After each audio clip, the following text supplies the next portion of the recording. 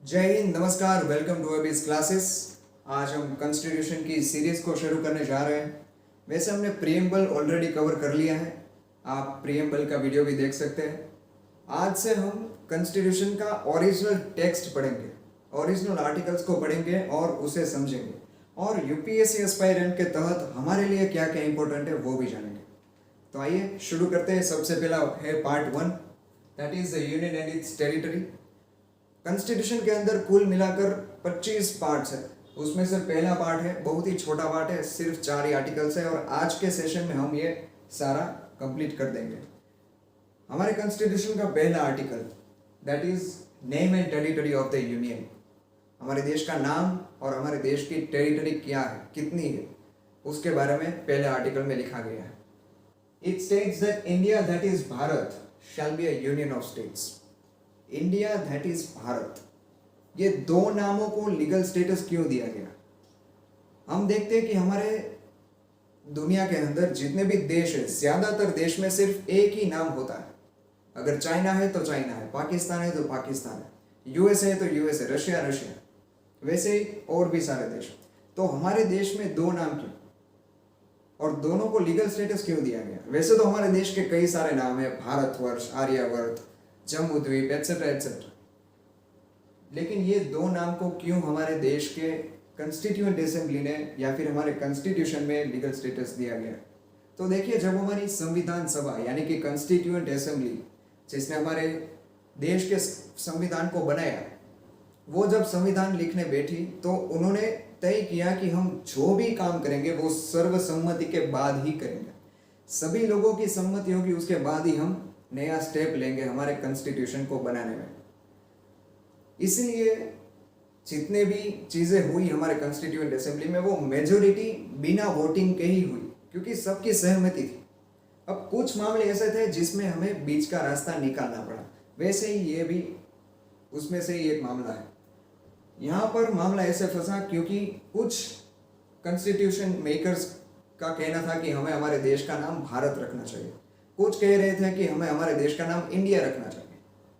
अब इसमें सहमति नहीं बन पा रही थी, इसलिए सबने मिलकर तय किया कि हम दोनों को ही लीगल स्टेटस दे देंगे।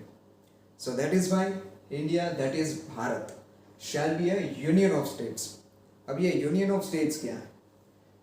तो इसके लिए हम समझते हैं कि यूनियन ऑफ स्टेट्स, और आपने शायद सुना होगा फेडरेशन ऑफ स्टेट्स, इन दोनों में अंतर क्या है और यूनियन ऑफ स्टेट्स का मतलब क्या होता है? देखिए, यूएसए कैसे बना और भारत कैसे बना, ये जानना बेहद जरूरी है जब हम यूनियन ऑफ स्टेट्स और फेडरेशन ऑफ स्टेट्स की बात करते हैं। आपको ये पता होना चाहिए कि यूएसए एक कंट्री पहले नहीं था। पहले ये सारे छोटे छोटे स्टेट्स हुआ करते थे। ये सब स्टेट्स मिलकर उन्होंने ये तय किया कि हम एक यूनिट की तरह काम करेंगे और एक देश की तरह काम करेंगे, जिसका नाम बना यूनाइटेड स्टेट्स ऑफ अमेरिका।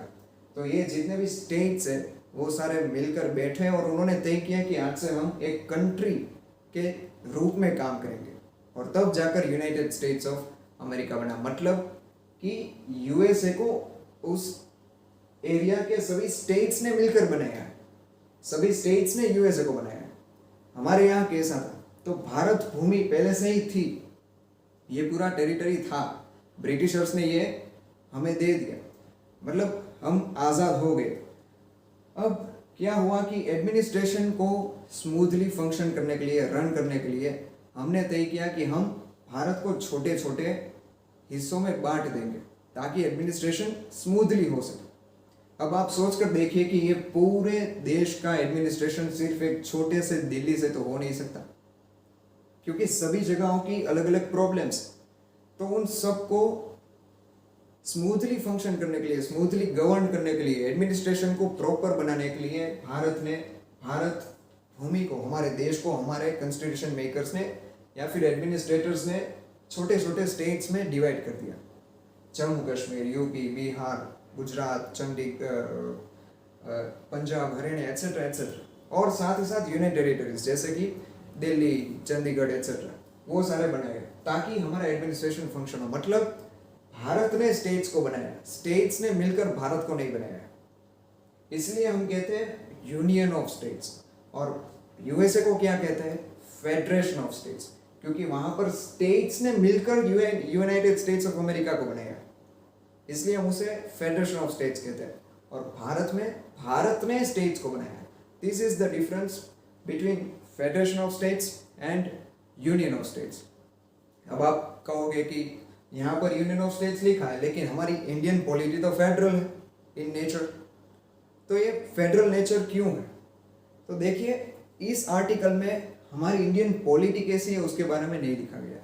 हमारे देश का फॉर्मेशन कैसे हुआ वो बताने के लिए यहाँ पर यूनियन ऑफ स्टेट्स लिखा है। वैसे हमारी इंडियन पॉलिटी जो है वो क्वासी फेडरल है। अब ये क्वासी फेडरल क्या है, क्यों हम इसे क्वासी फेडरल पॉलिटी कहते हैं, वो सब हम जब हम इंडियन पॉलिटी पूरी कवर करेंगे तब हम पढ़ेंगे। अभी हम सिर्फ कॉन्स्टिट्यूशन को पढ़ रहे हैं, इसलिए कॉन्स्टिट्यूशन में ये लिखा है, इसलिए हमने यूनियन ऑफ स्टेट्स को इस तरीके से समझा। So first article says India that is Bharat shall be a union of states. अब फर्स्ट आर्टिकल का second part, the states and the territories thereof shall be as specified in the first schedule. हमारे देश के जितने भी states हैं और जितने भी यूनियन टेरिटरीज हैं वो सारी किस जगह पर लिखी गई है, तो वो है फर्स्ट शेड्यूल। देखिए, ये है फर्स्ट शेड्यूल, शायद आप ठीक से ना देख पा रहे हो, लेकिन इस फर्स्ट शेड्यूल में स्टेट्स के नाम लिखे हैं और साथ ही साथ उनके बारे में थोड़ा बहुत डिस्क्रिप्शन दिया गया है। सो फर्स्ट शेड्यूल का ये ओरिजिनल टेक्स्ट है। अब देखिए, सेकेंड आर्टिकल में ये लिखा है और थर्ड आर्टिकल में लिखा है, फर्स्ट आर्टिकल के थर्ड पॉइंट में लिखा है, the territory of India shall comprise of the territories of the states, the union territories specified in the first schedule and such other territories as may be acquired। मतलब कि हमारी भारत की territory में क्या क्या आता है, तो पहले तो स्टेट्स आते हैं, सभी राज्य आते हैं, सभी यूनियन टेरिटरीज आते हैं जो फर्स्ट शेड्यूल के अंदर लिखा गया है। और कॉन्स्टिट्यूशन मेकर्स ने ये यहाँ तक लिखा है कि आने वाले भविष्य के समय में भारत जब कोई नई टेरिटरी को एक्वायर करेगा तो वो भी हमारे देश का पार्ट ही माना जाएगा। सो that is written in the first article, that is name and territory of the union। अब दूसरा आर्टिकल है एडमिशन और एस्टैब्लिशमेंट ऑफ न्यू स्टेट्स। हमने बात की कि हमारे भारत देश ने स्टेट्स को बनाया है, स्टेट्स ने भारत देश को नहीं बनाया, तो ये भी लिखना ज़रूरी है कि स्टेट्स को बनाएगा कौन, किसके पास ये पावर होगी कि वो स्टेट्स को बनाए और उनको अच्छी तरीके से हैंडल करे, या फिर कल कोई प्रॉब्लम आती है तो उसको सोल्व कौन करेगा। तो वो लिखा है कि पार्लियामेंट में by law admit into the union, establish new states on such terms and conditions as it thinks fit. तो ये सारा पावर पार्लियामेंट के पास होगा। पार्लियामेंट नए स्टेट्स को बना पाएगी, नए स्टेट्स को नाम चेंज कर पाएगी। ये मतलब आर्टिकल 2 में सिर्फ इतना लिखा है कि parliament has all the authority, all the power to make changes in terms of states. अब आर्टिकल 3 में ये लिखा है formation of new states and alteration of areas, boundaries और नेम्स ऑफ एग्जिस्टिंग स्टेट्स। ये आर्टिकल 2 का एक डिटेल्ड वर्जन ही है। आर्टिकल 2 में लिखा कि पार्लियामेंट के पास पावर है, आर्टिकल 3 में ये लिखा है कि पार्लियामेंट के पास क्या क्या पावर्स है related to states formation and changes in it. तो लिखा है formation of new states and alteration of areas and boundaries, area और बाउंड्री को चेंज करना हो या फिर नेम्स को चेंज करना हो स्टेट्स का, वो सारा पावर है पार्लियामेंट के पास। पार्लियामेंट में by law form a new state by separation of territory from any state और बाय यूनाइटिंग टू और मोर स्टेट्स और पार्ट्स ऑफ स्टेट्स और by uniting any territory to a part of any states. देखिए, parliament में by law form a new state by separation of territory from any state.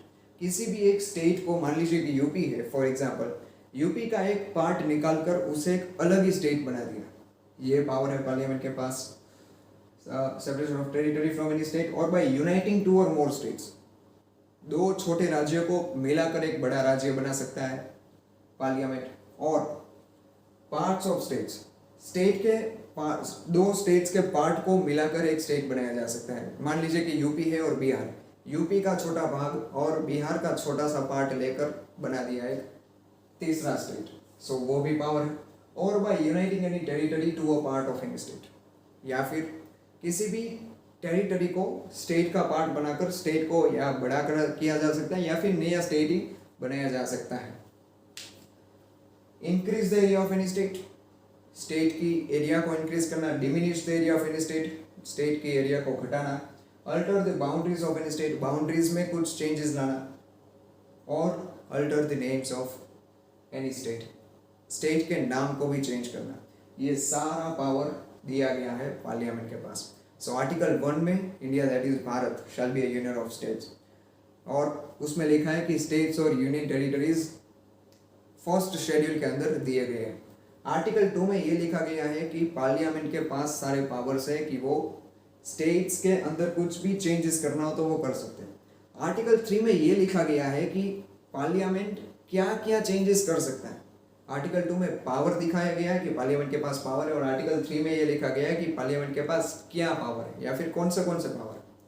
अब देखते हैं article 3 के अंदर ही ये लिखा गया है कि प्रोसीजर क्या होगी, चेंज लाने की प्रोसीजर क्या होगी। देखिए, किसी भी स्टेट को बनाना या फिर स्टेट का पार्टीशन करना या फिर स्टेट का नाम बदलना, ये कोई छोटी बात नहीं है। इसके लिए एक स्पेसिफाइड प्रोसीजर दी गई है पार्लियामेंट कॉन्स्टिट्यूशन के अंदर, जिसमें लिखा है कि प्रेसिडेंट के रिकमेंडेशन के बिना कोई भी ऐसा बिल पार्लियामेंट के अंदर आ ही नहीं सकता। तो प्रेसिडेंट की पहले रिकमेंडेशन आपको चाहिए होगी, तभी कोई भी एमपी वो बिल पार्लियामेंट के अंदर पेश कर पाएगा। अब वो भी रिकमेंडेशन कैसी होनी चाहिए, तो मान लीजिए कि यूपी और बिहार में से एक छोटे छोटे टुकड़े को लेकर बाहर निकालकर एक तीसरा स्टेट बनाना हो, तो प्रेसिडेंट यूपी की लेजिस्लेचर और बिहार की लेजिस्लेटिव बॉडी जो है उन दोनों को कहेगा कि गवर्नमेंट ये प्लान कर रही है कि आपके ये एरिया को और बिहार के ये एरिया को हम मिलाकर एक नया स्टेट बनाना चाहते हैं। उसके बाद यूपी की लेजिस्लेटिव बॉडी और बिहार की लेजिस्लेटिव बॉडी में ये डिस्कशन होगा, और वो अपने व्यूज़ रखेंगे कि हमारे हिसाब से ये होना चाहिए या फिर ये करना चाहिए। यूपी वाले अपना व्यू देंगे, बिहार वाले अपना व्यू देंगे, और वो व्यूज़ को मिलाकर वो सारा रिकमेंडेशन जब आएगा तब प्रेसिडेंट अप्रूव करेंगे पार्लियामेंट में पेश करने की। देखिए, रिकमेंडेशन का भी फिक्स टाइम है। अगर स्टेट चाहे तो उस स्पेसिफिक टाइम के अंदर रिकमेंडेशन दे सकती है या फिर नहीं भी दे सकती है। प्रेसिडेंट कहेंगे कि इतने दिनों के अंदर हमें रिकमेंडेशन चाहिए। अगर स्टेट देना चाहती है तो वो दे सकती है, नहीं देना चाहती है इट्स देयर चॉइस। जब रिकमेंडेशंस आ जाती है तो ऐसा नहीं है कि वो रिकमेंडेशंस को मानने के लिए पार्लियामेंट बाध्य है। पार्लियामेंट को अगर अच्छी लगेगी रिकमेंडेशंस तो वो अपनाएगी, अगर रिकमेंडेशंस नहीं लगेगी अच्छी तो वो उसे ठुकरा भी सकती है। So recommendations are not compulsory for the parliament. So ये थोड़ा दिया गया है प्रोसीजर कि चेंजेस कैसे आएगा, बिल कैसे आएगा और पूरा तामझाम क्या होगा, वो आर्टिकल 3 के अंदर ही दिया गया है। आर्टिकल 4 इतना इंपॉर्टेंट नहीं है, लेकिन जब हम कॉन्स्टिट्यूशन के ओरिजिनल आर्टिकल्स को पढ़ ही रहे हैं तो एक बार पूरे कॉन्स्टिट्यूशन को हम पढ़ ही लेंगे। Article 4 says that laws made under Articles 2 and 3 to provide for the amendment of the first and fourth schedule and supplemental incidental and consequential matters। जब हम आर्टिकल 2 और आर्टिकल 3 के तहत पार्लियामेंट कोई चेंजेस लाएगी, कोई अमेंडमेंट लाएगी, तो उसका इफेक्ट कहाँ पर होगा? फर्स्ट और फोर्थ शेड्यूल में। क्यों? क्योंकि फर्स्ट शेड्यूल में स्टेट्स और यूनियन टेरिटरीज के नाम दिए गए हैं, उसके बारे में डिस्क्रिप्शन दिया गया है। तो जब हम स्टेट्स के बारे में ही कुछ चेंजेस करेंगे, स्टेट्स में कुछ चेंज करेंगे, बाउंड्री में, एरिया में नया स्टेट बनाएंगे या फिर कोई स्टेट डिमिनिश करेंगे, नेम चेंज करेंगे, तो वो सारा फर्स्ट शेड्यूल में होना चाहिए। बिकॉज फर्स्ट शेड्यूल से ही हमें पता चलता है कि हमारे देश में कितने स्टेट्स है, कितने यूनियन टेरिटरीज है। तो फर्स्ट शेड्यूल में ऑटोमेटिकली चेंज करना होगा। फोर्थ शेड्यूल में क्या है? फोर्थ शेड्यूल में है काउंसिल ऑफ स्टेट जो हमारी है, यानी कि राज्यसभा। राज्यसभा में कौन से राज्य में से कितनी सीटें हैं?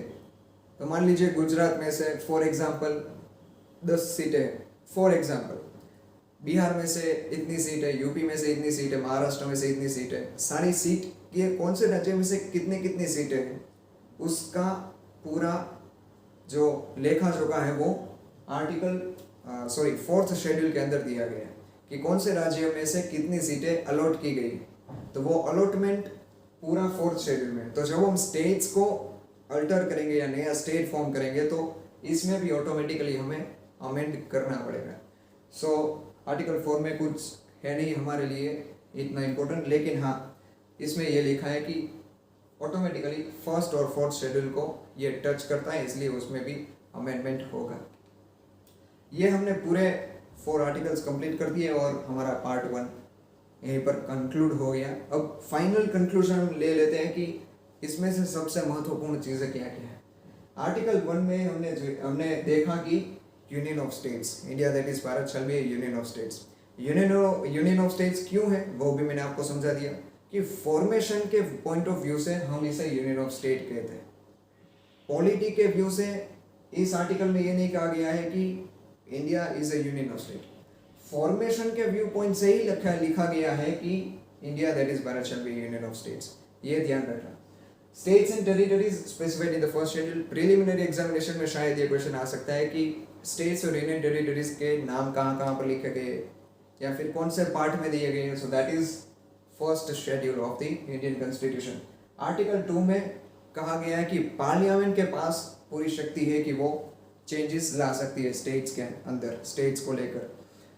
आर्टिकल 3 में कहा गया है कि पार्लियामेंट क्या क्या चेंजेस कर सकती है, क्या क्या पावर्स पार्लियामेंट को दिए गए हैं। ये 2 आर्टिकल्स थोड़े कंफ्यूजिंग है, याद रखना। आर्टिकल 2 में कहा गया है कि पार्लियामेंट के पास पावर है और आर्टिकल 3 में कहा गया है कि पार्लियामेंट के पास क्या क्या पावर्स है। And finally article 4 which is not so important, वो फर्स्ट और फोर्थ शेड्यूल के अंदर चेंजेस लाने की बात उसमें की गई है। सो दैट्स इट फॉर टुडे। ये जो कॉन्स्टिट्यूशन सीरीज है वो हम कंप्लीट करेंगे और ओरिजिनल टेक्स्ट को ही पढ़ेंगे और हमारे लिए जो भी इम्पोर्टेंट लगा वो करेंगे। और जितने भी अगर आप इंडियन पॉलिटी भी साथ साथ पढ़ रहे हैं तो इंडियन पॉलिटी की भी हम एक अलग से सीरीज बनाएंगे बाय एम लक्ष्मीकांत की, तो उसमें हम सब कुछ कवर करेंगे। अभी हम सिर्फ और सिर्फ हमारा फोकस कॉन्स्टिट्यूशन के ओरिजिनल आर्टिकल्स को एक बार गो थ्रू करना है, क्योंकि जब हम एग्जामिनेशन में, मेंस एग्जाम में, एसे में या फिर इंटरव्यू में भी अगर हम ओरिजिनल कॉन्स्टिट्यूशन के ओरिजिनल आर्टिकल्स को हम कोट करते हैं तो हमारे आंसर का वजन बढ़ जाता है। कॉन्स्टिट्यूशन हो गया, नीति आयोग हो गया, ARC रिकमेंडेशंस हो गया, कमिटी रिपोर्ट्स हो गए, अगर ये सब चीज़ें हम हमारे आंसर्स में लिखेंगे तो उसका वजन बढ़ जाएगा। ऑटोमेटिकली आपको 1-2 मार्क एक्स्ट्रा मिल सकते हैं। दैट इज़ वाई हम पूरे कॉन्स्टिट्यूशन को एक आर्टिकल्स को हम देख रहे हैं और साथ ही साथ करंट अफेयर्स के कुछ इंपॉर्टेंट टॉपिक्स होंगे वो भी हम धीरे धीरे कवर करेंगे, कोशिश करेंगे। So that's it for today. Subscribe to stay updated. जय हिंद।